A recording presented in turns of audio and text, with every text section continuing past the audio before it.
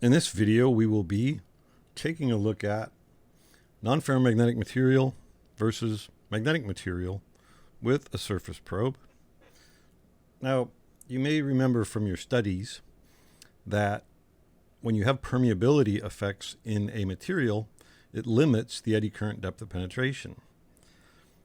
So if you have a non-ferromagnetic material, you're going to get a fair amount of eddy current penetration.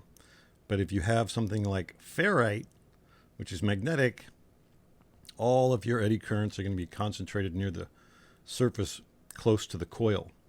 That's called skin effect.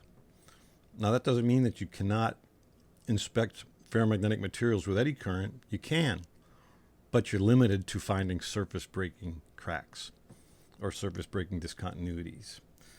So to start off, let's just set up a little conductivity curve. That's ferrite. Got my old school cowl block here with some conductivity samples. Ferrite's going up, and we got stainless.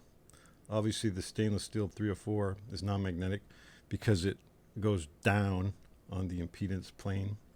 That's the non-ferromagnetic realm. Copper nickel goes down. Magnesium 7075 T6, 7075 0. All of these materials are non-ferromagnetic, but the ferrite, you guessed it, goes straight up because that's the ferromagnetic domain on the impedance plane here. So let's put the conductivity sample aside and let's just grab this aluminum sample.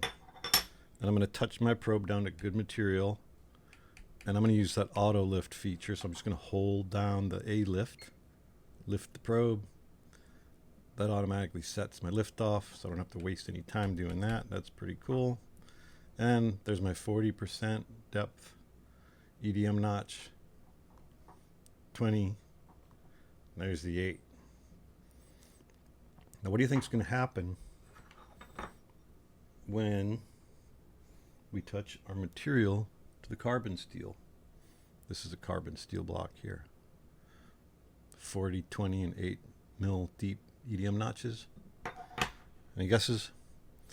What's going to happen is you're going to see the operating point, which is aluminum, which is right there. You see the operating point as I wiggle my probe.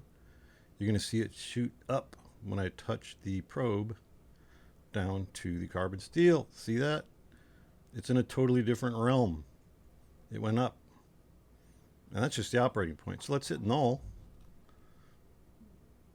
So what I've just done is reset the operating point for carbon steel from way up here down to the center of our screen. And then let's do the A lift again. So I'm going to hold that down, lift the probe up. Now that should set my noise horizontal. It did. Erase. Now what happens when we go past the flaws? See, that's another thing that's different about carbon steel and EDM notches. Because you have extreme skin effect, you can see the flaws, but there's more phase lag because they are really slowly at penetrating even just a little bit into the material.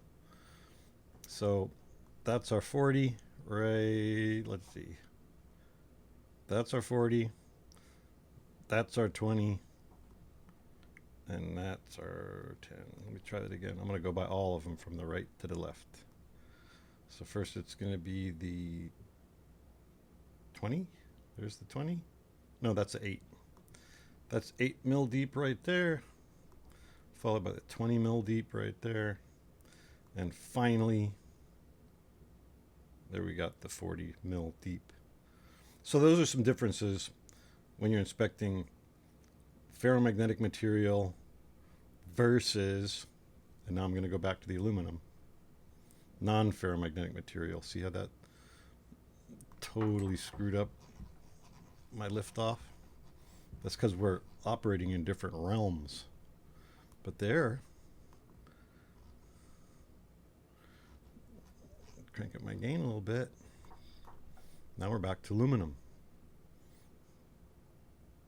What happened to my gain? Oh, because I skewed the gain there a little bit. Let's go up to 66.6. No. Now they're about the same. I got to go up one more with the vertical.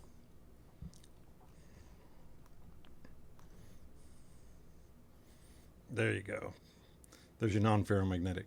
So notice how the phase on the non-ferromagnetic is closer to like 35. But when we went over the same notches with the ferromagnetic material, they were going much more vertical. And that's due to the phase lag because of the permeability. That's the end of the video.